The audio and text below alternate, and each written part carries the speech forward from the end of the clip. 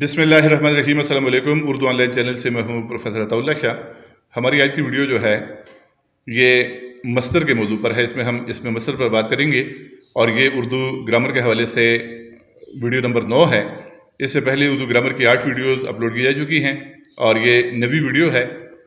इससे पहले जो वीडियोज़ पेश की गई हैं उनमें हमने इसमें हमारे कलमे की अक़साम, इसम, फ़ेल, हर्फ और इसमें मारिफा और इसमें मारिफा की अक़साम और इसमें नकीरा और इसमें नकीरा की अक़साम यानी उर्दू ग्रामर के मुख्तलिफ़ मौज़ूआत पर बात की है।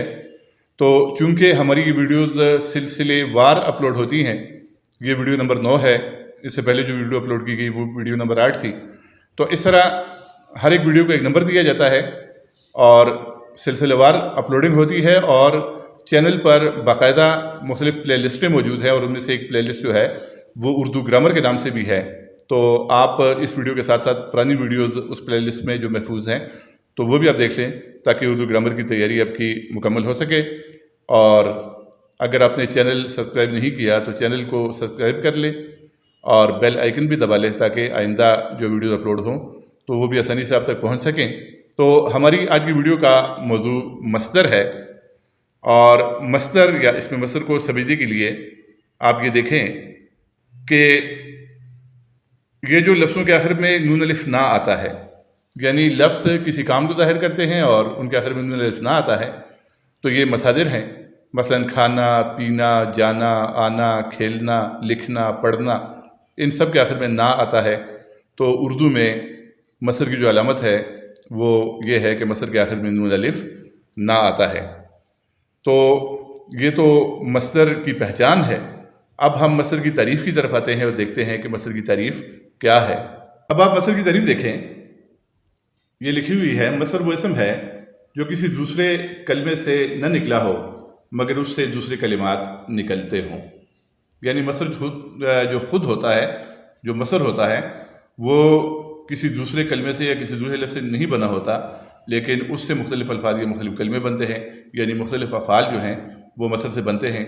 अब इसकी वजाहत हम इस तरह करेंगे कि मिसाल के तौर पर मस्दर है खाना, तो खाना से जो अफ़आल बनेंगे, अगर फ़ेल हाल बनेगा तो खाता है या खा रहा है, फ़ेल मादी बनेगा खाना से, खाना मस्दर से, तो वो होगा खाया या खा रहा था। और फ़ेल मुस्तक़बिल अगर बनेगा खाना मस्दर से तो वो होगा खाएगा या खाएगी। तो ये तमाम अफ़आल बनेंगे किससे? खाना मस्दर से। इसी तरह लिखना मस्दर से, लिखेगा, लिखता है, लिख चुका है, लिख रहा था, ये अफ़आल बनेंगे।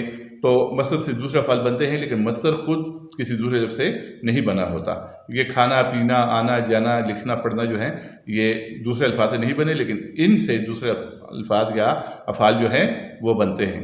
अब आगे मज़ीद पढ़ें। वो इसम जिसमें किसी काम का करने या होने ज़माने के ताल्लुक़ के बगैर पा जाए। आप इस बात को समझने की आप कोशिश करें कि इसम में काम का करना या होना पाया जाता है लेकिन उसमें ज़माना नहीं पाया जाता इसमें मस्दर में, जबकि फ़ेल में ज़माना भी पाया जाता है। मिसाल के तौर पर इसी मिसाल को हम दोहराते हैं कि खाना, खाना एक मस्दर है। अब इसमें ज़माने का तयन नहीं है कि खाना अभी खाना है या पहले जो खाया जा चुका है उसका जिक्र है या आइंदा खाने की बात हो रही है। इसमें ज़माना नहीं पाया जाता, लिहाजा खाना जो है ये मस्दर है। लेकिन खाना से जब बनेगा और उस फेल में अगर मादी का ज़माना होगा तो वो खाया होगा, खा रहा था होगा, तो ये मादी का फ़ेल होगा। खाएगा मुस्तक़बिल का फ़ेल होगा, यानी यहाँ तो ज़माना आ जाएगा। खाता है, खा रहा है, हाल का फ़ेल होगा।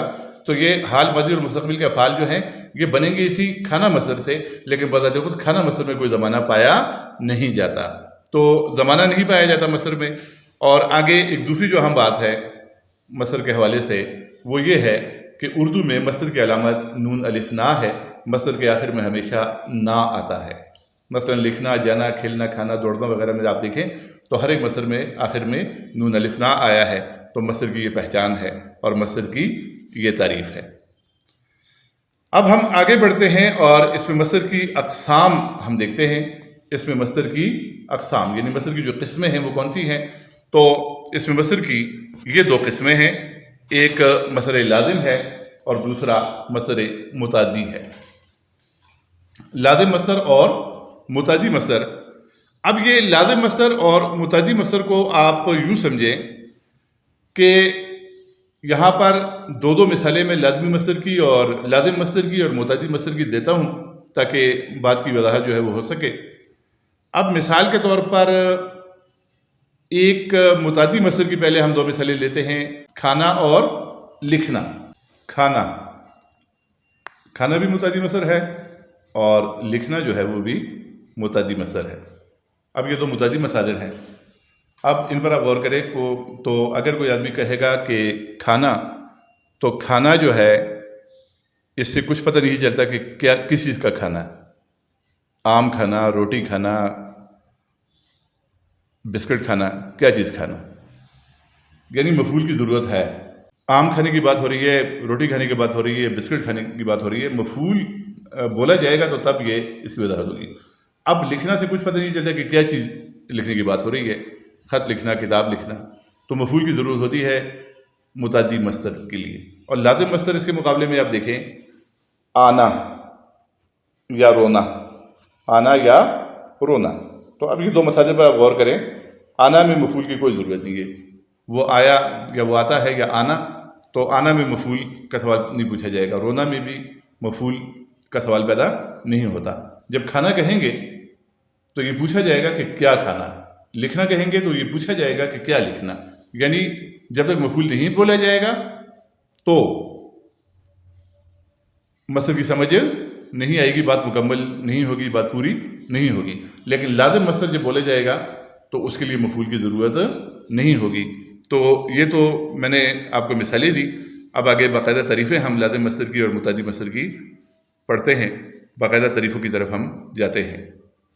تو یہ لازم مصدر کی تعریف ہمارے سامنے ہے، وہ مصدر جس سے بننے والے فعل کے لیے صرف فاعل کی ضرورت ہو، مفعول کی ضرورت نہ ہو، مثلا آنا، دوڑنا، رونا وغیرہ۔ اب آنا، دوڑنا، رونا میں مفعول کی کوئی ضرورت نہیں ہے، بات مکمل ہے۔ آنا، دوڑنا جب کہا جاتا ہے کہ وہ دوڑا، وہ دوڑ رہا ہے، تو اس میں بات مکمل ہو جاتی ہے اور مفعول کی ضرورت نہیں ہوتی۔ لیکن متعدی مصدر وہ ہوتا ہے کہ جس سے بننے والے فعل کے لیے فاعل کے ساتھ ساتھ مفعول کی بھی ضرورت ہو، مثلا کھانا، پینا۔ یعنی اگر کہا جائے گا کھانا، یا کھانا سے فعل بنے گا کھایا یا کھا رہا ہے، تو پوچھا جائے گا کہ کیا کھایا یا کیا کھایا جا رہا ہے، یعنی مفعول کا نام جب تک نہیں لیا جائے گا تو بات مکمل نہیں ہوگی۔ اسی طرح پینا یا پی رہا ہے یا پیتا ہے میں یہ پوچھا جائے گا کہ شربت پی رہا ہے یا پانی پی رہا ہے یا دودھ پی رہا ہے یا چائے پی رہا ہے، تو لہذا پینا وہ مصدر ہے کہ جس کے لیے مفعول کی ضرورت ہے۔ جلانا میں بھی پوچھا جائے گا، جلانا بھی اگر جلایا یا جلاتا ہے کہا جائے گا تو بات مکمل نہیں ہوگی جب تک یہ نہیں کہا جائے گا کہ کیا چیز جلائی جا رہی ہے، کاغذ جلایا جا رہا ہے یا کپڑا جلایا جا رہا ہے، کیا جلایا جا رہا ہے۔ تو گویا متعدی مصدر وہ مصدر ہوتا ہے کہ جس کے لیے فاعل کی بھی ضرورت بھی ہوتی ہے، جس سے بننے والے فعل کے لیے فاعل کی ضرورت بھی ہوتی ہے اور مفعول کی ضرورت بھی ہوتی ہے۔ جب تک مفعول نہ بولا جائے تو بات مکمل نہیں ہوتی۔ تو یہ فرق تھا لازم مصدر کا اور متعدی مصدر کا۔